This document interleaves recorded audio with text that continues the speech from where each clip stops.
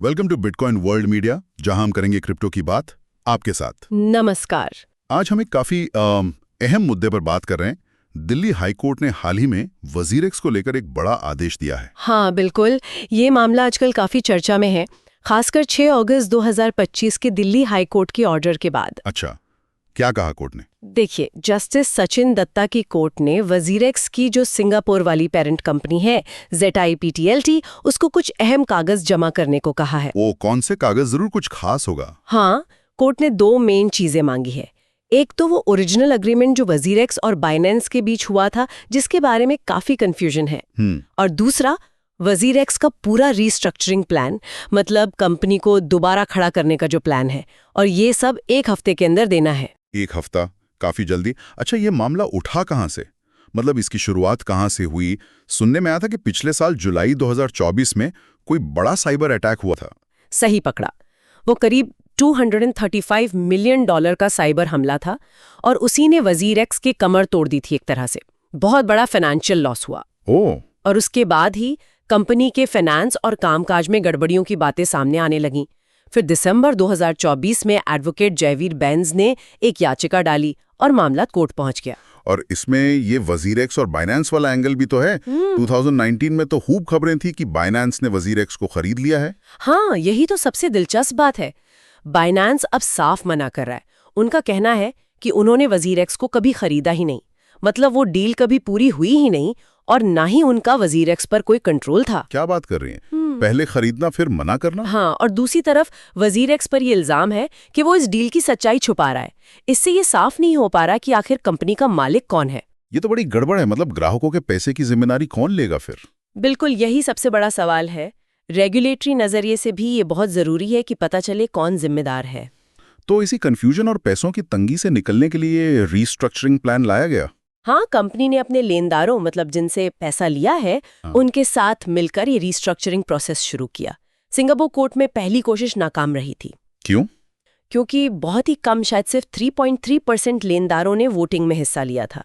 लेकिन अभी हाल में 6 अगस्त 2025 को दूसरी वोटिंग हुई है। अच्छा, इस बार कुछ अलग हुआ? हाँ, इस बार 2 बातें अहम थीं। पहली, वोटिंग एक सिक्योर और इंडिपेंडेंट प्लेटफॉर्म क्रॉल पर हुई, और एल्वारेज एंड मार्शल जैसी बड़ी फर्म ने उसे वेरीफाई किया। और दूसरी बात, इस बार कहीं ज्यादा लेनदारों ने वोटिंग में हिस्सा लिया।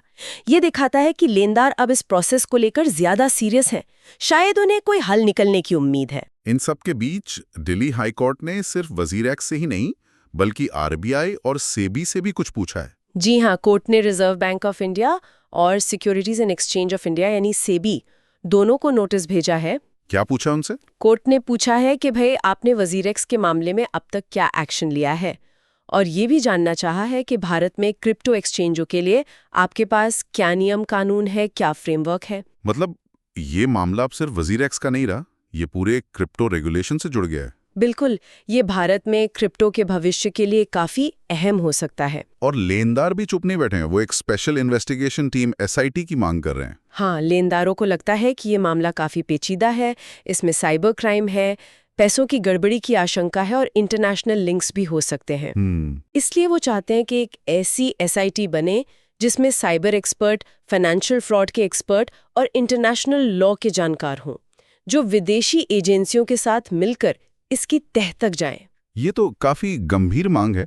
ये दिखाता है कि लेनदारों को शायद मौजूदा जांच पर पूरा भरोसा नहीं है। हो सकता है, या उन्हें लग रहा है कि मामला और भी गहरा है। एक तरफ ये सब चल रहा है और दूसरी तरफ एक सर्वे बताता है कि 92% भारतीय क्रिप्टो निवेशक चाहते हैं कि इस सेक्टर में साफ सुथरे नियम हों। हाँ, ये बड़ी इंटरेस्टिंग बात है। लोग क्रिप्टो में इन्वेस्ट तो करना चाहते हैं, लेकिन उन्हें सुरक्षा और नियमों की स्पष्टता भी चाहिए। सही बात है। और वजीरेक्स जैसे मामले शायद इसी मांग को और मजबूत करते हैं। जब बड़े नाम मुश्किल में पड़ते हैं तो निवेशकों का भरोसा हिलता है। तो कुल मिलाकर ये केस सिर्फ वजीरेक्स के लिए ही नहीं, बल्कि पूरे इंडियन क्रिप्टो इकोसिस्टम के लिए एक तरह का इम्तिहान बन गया है। बिल्कुल।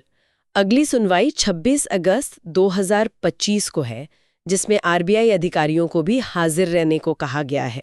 देखना होगा कि आगे क्या होता है। हाँ, इसके नतीजे काफी दूर तक असर डालेंगे। ये तय कर सकता है कि क्रिप्टो कंपनियों को कितना पारदर्शी होना पड़ेगा, रेगुलेटर्स कितने एक्टिव होंगे, और क्या निवेशक भारतीय क्रिप्टो मार्केट पर भरोसा रख पाएंगे। तो जाते जाते ये सवाल मन में आता है, क्रिप्टो कंपनियों में पारदर्शिता कितनी जरूरी है और क्या इस तरह के अदालती मामले निवेशकों का भरोसा बढ़ाने में मदद करेंगे? ये सोचने वाली बात है।